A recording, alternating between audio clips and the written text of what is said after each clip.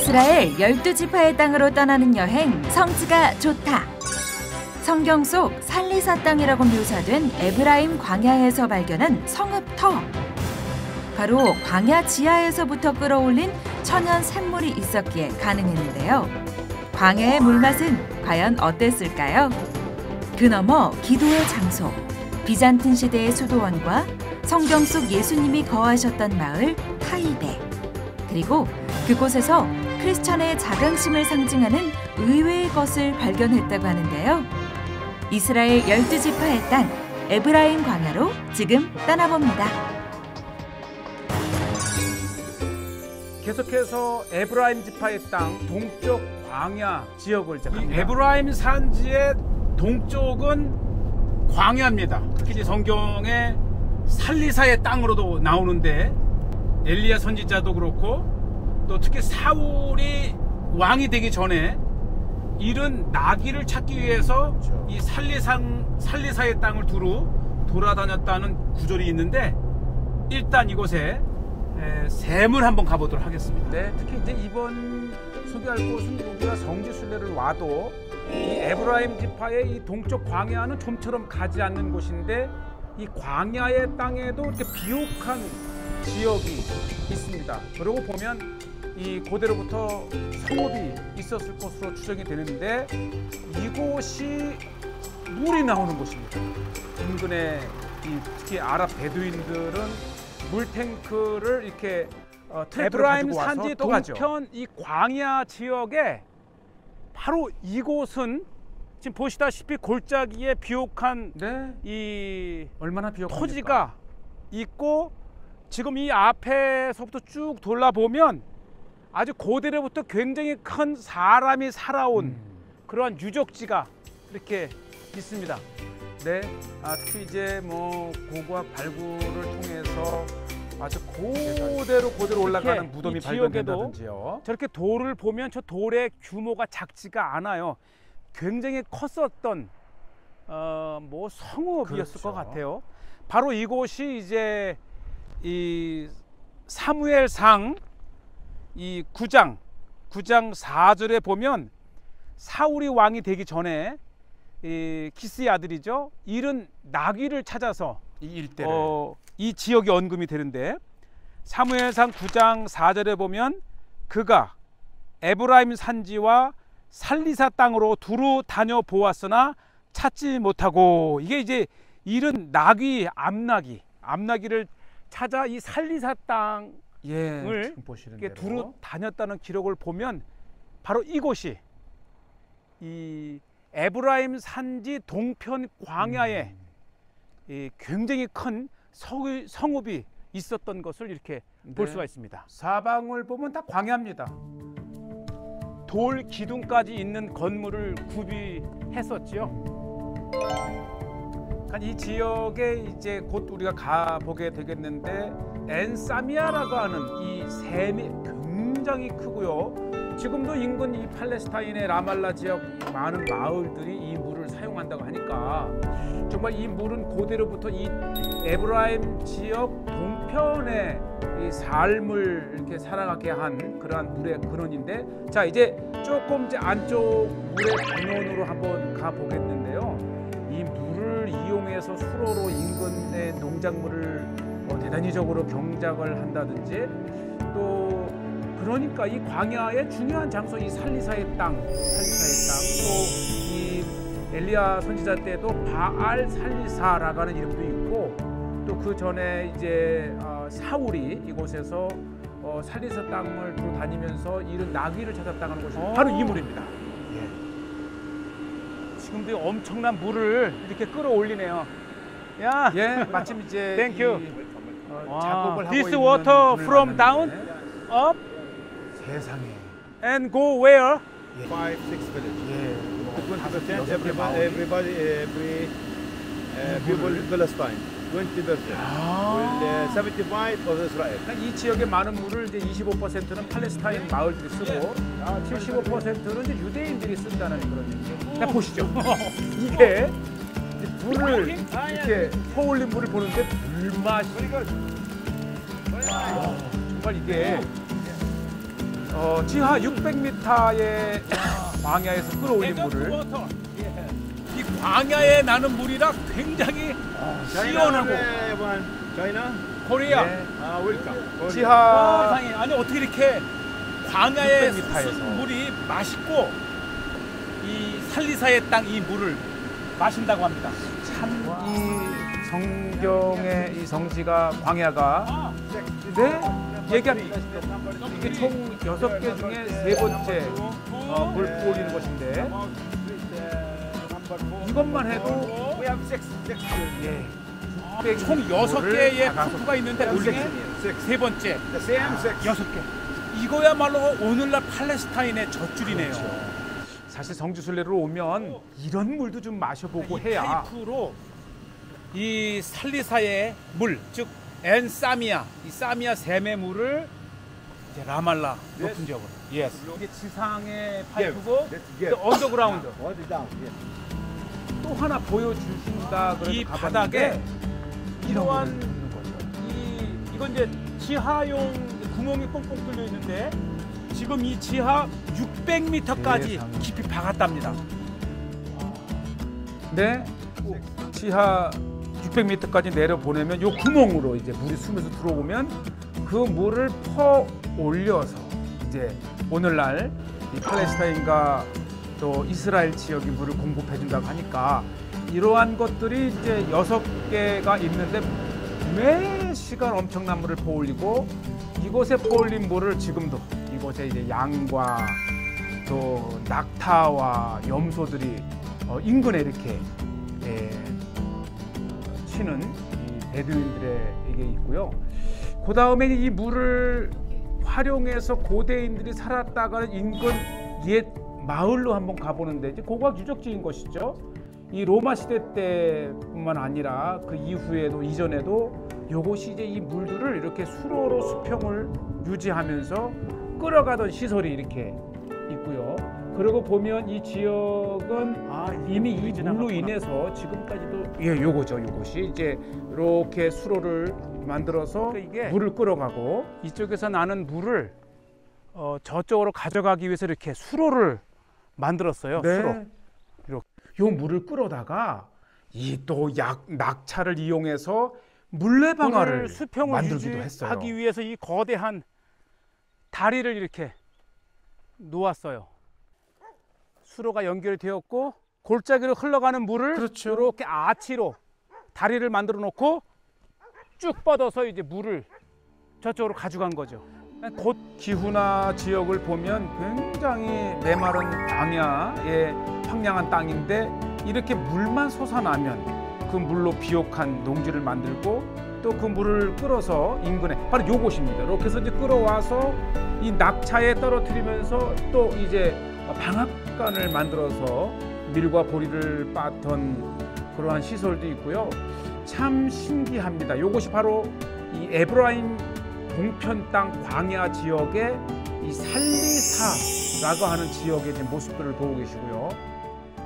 그러니까 이 물을 저곳에서 가지고 와서 이곳에서 이 낙차를 이용해서 물레방앗간을 만든 거네요. 참, 이제 보시죠. 이렇게 이제 지금 많이 훼손이 되긴 했지만은 그래도 이 살리사 땅에 이렇게 에브라임 동편 땅에 물로 인해서 농사를 짓고 또 삶을 영위했던, 그래서 이 원래가 광야 지역이기 때문에 성읍이 많이 언급이 안 되지만 이 살리사만큼은 물이 있었기 때문에 아주 이 에브라임 지파 광야 동편의 대표적인 이 지역으로 이렇게 지금 소개가 되고 있고요. 참 이러한 곳을 보면 물이 얼마나 중요한 것인가, 그다음에 광야일지라도 물만 있으면 옥토로 개간을 할 수 있는 이스라엘의 전형적인 모습을 보고 계시는데, 이게 바로 그 유명한 우슬초입니다. 그 우슬초를 재배를 하고 있더라고요. 이게 시편 특히 51편에 보면 우슬초로 나를 정하게 하소서, 정하게 하소서 이게 뭔가 하면서 했더니 우슬초 향이 강하고 독특합니다. 이게 그 유명한 우슬초잖아요. 네, 이렇게 살리사의 다윗이 땅에서 우슬초로 나를 정케 하소서. 네, 실제로 이게 꽃이 이 피었어. 우슬초는 이 살균의 효과가 있기 때문에 특히 성전에서도 이 우슬초를 썼고요. 예수님이 십자가에서 네, 고통당하실 때에 맞아요. 이 우슬초에 신포도주를 찍어서 예수님의 입술에 놓아줘서 고통을 잊게 한 네. 우슬초는 성경에 많이 나오면서 정케하는 역할. 요즘에는 이제 뭐 샐러드라든지 차로도 마시고요. 또 요거를 말려서 빤 다음에 이 올리브 기름에 빵을 찍어서 먹기도 하고. 그 오늘날에도 이 히솝 영어로 또는 자타르라고 하는 이 우슬초는 굉장히 이 일상생활에서도 애용하는 것인데 물을 마셨는데 물 맛이 얼마나 맛있고 또 차가운지 생각이 나서 다시 왔어요. 한번 담아가겠습니다. 여러분들 성지순례 오면 저랑 여기서 살리사 땅의 광야에서 나는 물 한번 먹어보겠습니다. 네, 아까 그 엄청난 물인데 뭐 떠가라고도 해서 조금 전에는 마셨지만 이제 살리사의 땅을 떠나면서 한번 이 보시죠. 물이 정말 깨끗하고요. 이거야말로 정말 광천수입니다. 광야 오 시원합니다. 광야 600m에서 퍼올린 이 물은 정말 물 자체가 이 물맛이 특별한 것은 광야의 지하 600m에서 끌어올리는 물이기 때문에 그렇습니다. 네, 이 지역을 탑사에 힘이 납니다. 지나다가 또 얼마나 이 마음 시착한지 또 엄청나게 많은 물이 있기 때문에 이 트랙터에 물탱크를 가져와서 끊임없이 인근 베두인들이 퍼가는 것을 볼 수가 있고요. 또 우리 순례객들도 뭐 접근이 좀 어렵긴 하지만 그래도 이 작은 차로 여행 중이라면 엔사미아라고 하는 지역의 물을 좀 마셔볼 수 있는 기회를 꼭 가지시기를 바라고요. 저는 계속해서 이제 리모님이라고 하는 이게 성령의 이름을 딴 곳인데요. 이 리모님이라고 하는 곳은 오늘날 유대인의 정착촌이 있는 곳인데 이곳에 가야 되는 이유가 바로 천수백 년 전에 이 광야에 들어와서 수도 생활을 했던 수도원이 있어요. 지금은 이제 정착촌 한가운데 있기 때문에 이제 구석진 곳에 있기 때문에 잘 알려지지 않았지만 오늘 이 성지가 좋다를 어디 통해서 가는 거예요? 네, 여기가 이제 리모님이라는 이스라엘 정착촌인데요. 네. 이 안에 비잔틴 시대 때 수도원이 있다고 해서 찾아가고 있습니다. 자, 이제 곧 보시게 되겠는데 꼭 리모님이라고 하는 이 정착촌은 이 지도에서 구글 지도에서도 쉽게 볼 수가 있는데 이곳에 가시게 되면 수백 년 전에 이곳에서 기도했던 옛 우리의 이 신앙의 선배들을 만날 수 있는 곳인데 바로 일부의 건물 흔적이 저렇게 남아 있어요. 정말 이 정착촌의 북동쪽 구석진 곳에 이제 그 유적지를 이렇게 보호를 해놨는데 바로 이곳이 수도원터였기 때문에 기도의 장소였기 때문에 꼭 가볼 만한 가치가 있고요. 지금 보시는 대로 바로 이렇게 이 거친 광야에 어떻게 이곳까지 들어와서 기도의 처소를 만들 수 있었는지 정말 이 광야는 기도의 땅이요 또 예수님의 영성을 배울 수 있는 에브라임 곳입니다. 산지의 동쪽은 뭐 저 건너편 요단 계곡과 요르단이 보일 정도로 광야인데 이곳에 비잔틴 시대 때의 수도원이 이렇게 있었습니다. 또 이 탁 트인 광야의 수도원의 전망도 규모가 좋습니다. 굉장히 크고요. 이게 다 이제 수도원에 관련된 방이라든지 수도사님들의 거주지가 있고 저기 교회가 있고 그러니까 이게 지금은 이제 리모님이라고 하는 정착촌이 있어서 마을 한 이 구석을 차지하지만 이게 다 이 황량한 광야에 어떻게 여기까지 수도사님들이 찾아와서 수도원을 세웠습니다. 이 광야의 황량함 속에 이렇게 섰던 수도원 또 예배터였기 때문에 더 가치가 있고요. 지금은 폐허가 되어 있지만 이곳에서 우리 앞선 선 신앙인들의 선배님들의 그 숨결을 신앙의 숨결을 느낄 수가 있고요.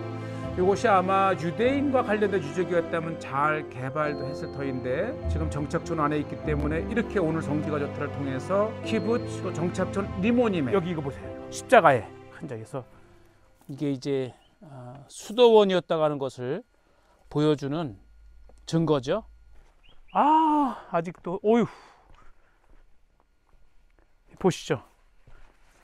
아주 생생한 모자이크가 아직도 이렇게 굉장히 화려하게 네. 수도원이 지어져 있었어요. 광야지만 이게 이제 동쪽.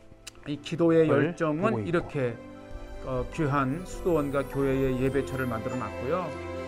또 사실 이런 것을 돌아보면서 뭐 잠시라도 한편에 눈을 감고 기도해 볼 수 있는 곳이고, 아마 이곳이 이제 수도원에서 가장 큰 또 건물의 또 유적이 지금까지 남아 있는데, 이런 돌들을 가지고 웅장한 홀을 만들어서 기도도 하고 거하기도 하고 식사도 하고 또 주무시기도 했던 수도사님들의 이 아름다운 유적을 이렇게 보였고요. 바로 이것이 에브라임 땅 동쪽 광야의 리모님이라고 하는 정착촌 안에 있고요. 경계는 삼엄하지만은 이 모네스트리, 이 수도원을 보러 왔다고 하면 아주 굉장히 친절하게 경계를 근무하던 이스라엘 군들이 열어줍니다. 또 친절해요. 이렇게 제가 가도 뭐 아주 전혀 이렇게 낯설게 느껴지지 않고. 수도원이 있는 이 정착촌이 리모님, 네. 즉 성류. 그렇죠. 성류의 이름인데, 성류. 예. 이 가나안 7대 소산물이면서 유대인들에게 종교적으로나 굉장히 중요한 상징적 식물이 석류죠. 아주 그 석류를 예술화해서 다양한 그림과 손바닥과 이 사람들의 그 흔적을 새겨 놓은 곳인데, 이것도 한번 볼 만한 것이고. 자, 이렇게 해서 저는 에브라임의 동쪽 광야 수도원을 보고, 또 이 리모님이라고 하는 유대인 정착촌인데, 바로 저 정면 네. 언덕 위가 에브라임이라는 이 동네입니다. 그래서 성경에 한 겨울에 예수님이 이 에브라임이라는 광야로 나가셔서 한적한 에브라임이라고 하는 동네에 거하셨다라는 그 구절의 장소로 그럼요. 가보겠습니다. 요한복음에 예수님께서 한 겨울에 이제 예루살렘을 떠나서 한 동네에 들어와 사셨다고 하는 그 에브라임이라고 하는 그 역사적인 현장입니다. 자, 동네를 들어와서 이렇게 반갑게 십자가가 있는 유적지가 있고, 또 그렇지 않아도 이 지역, 이 에브라임 타이베라고 하는 현대 마을은 기독교인 아랍인이 사는 곳으로 또 유명합니다. 이 오늘날 타이베라고 하는 이 아랍 마을은 기독교인 마을로 유명하고요. 특히 이 타이베는 이렇게 예수님 시대 때에 에브라임이라고 그렇죠. 하는 이름을 가진 마을이에요. 이곳에 예수님이 한 겨울을 나기 위해서 이 사셨다라고 하는 기념비적인 교회가 이렇게 세워져 있습니다. 비잔틴 그렇죠. 로마 시대 때에 이미 이렇게 교회가 세워졌다고 하는 증거들입니다. 여기 이거 그러니까 이 교회의 규모를 봐서 정말 에브라임이라는 동네의 예. 역사적인 예수님의 기념 교회고요. 굉장히 큰 이거 보시죠, 이렇게. 이것도 역시 이제 동네 언덕에서 광야가 훤히 내려다 보이는 곳에 세워졌던 교회이면서 수도원이면서 예배처였던 것을 볼 수가 있고요.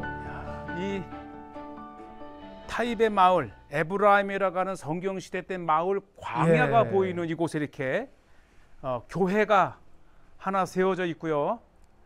특히 이곳은 지금 제 앞에 보이는 저기 저 안테나 네, 바알 하솔산 보이는 산이 바알 하솔산인데, 사무엘하 13장 23절에 보면 이 에브라임 곁 바알 하솔에서 이제 압살롬이 양털 깎는 날 이 암논을 죽이는데, 이 반대로 저 바알 하솔산 곁 에브라임, 이게 이제 에브라임이란 동네고, 오늘의 중요한 것은 요한복음 11장 54절에 보면 예수님께서 다시 유대인 가운데로 드러나게 다니지 아니하시고 거기를 떠나 빈들 가까운 곳인 에브라임이라는 동네에 가서 제자들과 함께 거기 머무시니라. 아멘. 그러니까 예수님이 이 겨울에 제자들과 함께 이 에브라임이라고 하는 동네에 머무셨다고 하는 것이고, 네.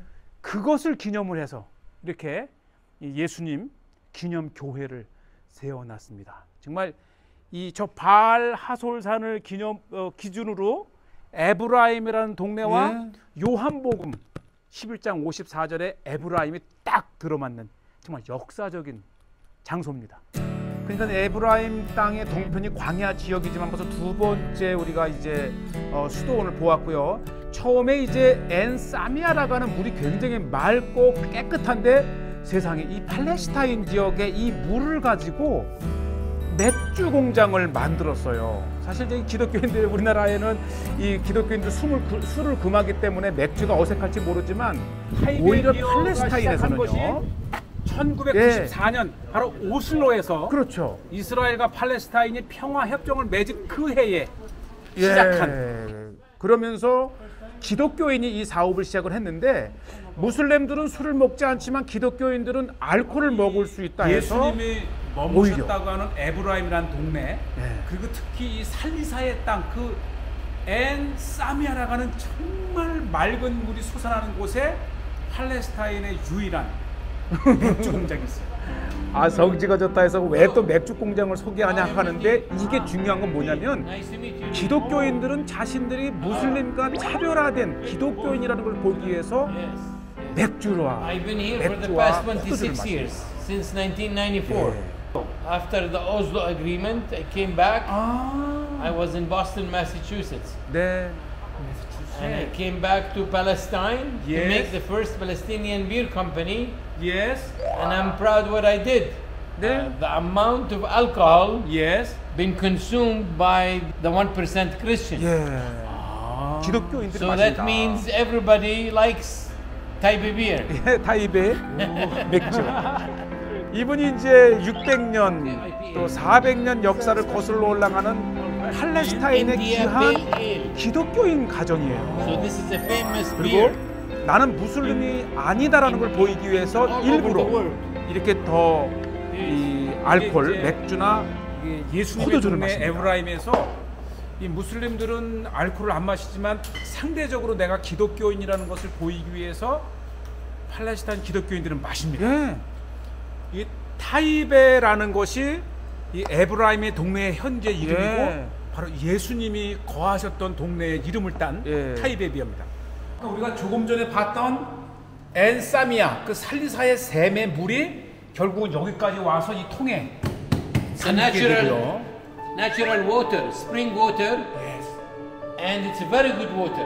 And some 그렇죠. 이 살리사 땅에 600m 지하에서 끌어올린 광천수로 그것을 또 이제 브랜드화해서 그러니까 이게 이 에브라임의 산지 동쪽 광야에 나오는 샘물, 깨끗한 샘의 물과 팔레스타인에서 재배한 보리, 네. 그리고 이 팔레스타인 땅 예수님의 이 찾으셨던 에브라임에서 타이베라는 이름으로 네. 생산되고 있다는 것이 또 기독교인들이 관심을 가져야 될. 그렇죠. 예. 우리 한국은 술을 금하지만 또 문화가 다른 이곳에서는 오히려 이 술이 자신들이 기독교임을 이 무슬림들에게 보이는 그러한 상징적 음료이기도 하고요. 자, 이곳 마을에 역시 이제 에브라임이라는 동네를 기념해서 이렇게 마을 한가운데에 예수님의 동상을 마을이 확실한 것은 세워 놓을 수 있다는 거예요. 요한복음 11장 54절에 예수님이 찾았던 에브라임이라고 하는 동네 가운데에 세워진 동상입니다. 얼마나 자랑스럽습니까? 90% 이상이 무슬림인 이 팔레스타인 땅에 내 자신이 기독교인이라는 것을 보이면서 이곳 마을을 기독교인의 마을로 그렇게 되어 있고 요한복음 11장 54절에 있는 말씀으로 예수님께서 이 에브라임이라는 동네에 오셔서 거하셨다라고 하는 그러한 자부심을 가진 마을이고요. 지금 보시는 대로 곳곳에 이제 기독교인의 상징인 교회에 십자가의 상징이 있다고 하는 거예요. 대신 이제 모스크는 좀처럼 찾아보기 힘든. 그러면서 이 에브라임 타이베라고 하는 땅 저 뒤쪽 바알 하솔산을 배경으로 한 이 바알 광야 지역을 이렇게 소개했습니다.